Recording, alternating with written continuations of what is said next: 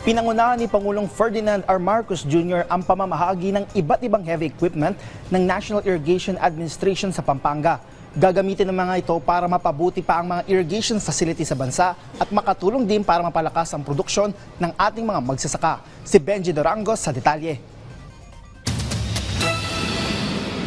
Ito na ang resulta ng ikalawang tranche ng 3-year refleeting program ng National Irrigation Administration. Tampok dito naglalakihang mga backhoe, multipurpose truck, hauling truck at marami pang iba. Matapos mag-ribbon cutting ni House Speaker Martin Romualdez, siyang dating naman ni Pangulong Ferdinand Marcos Jr. To ensure the sustainability of our irrigation systems, to avoid losses and to promote more efficient use of water resources that will in turn produce better and more crops. Nasa 141 iba't ibang operating at maintenance equipment ang iti-turn over sa National Irrigation Administration. Nagkakahalaga ito ng 776 million pesos.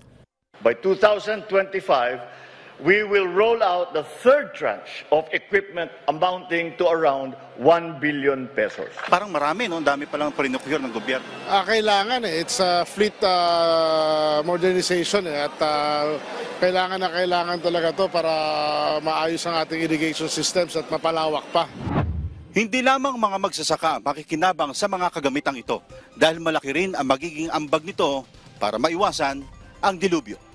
Nitong nakaraang bagyong Karina at Habagat, isa ang Pampanga sa nasagasaan ng baha. Ang mga backhoe na kagaya nito ang makakatulong para sa desilting ng mga ilog dito.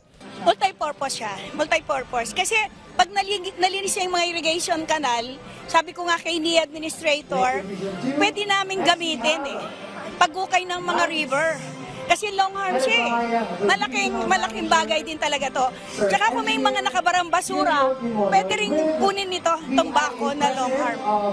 Nangako naman ng Pangulo na kasabay ng modernisasyon ng sektor ng agrikultura, walang dapat maiiwan.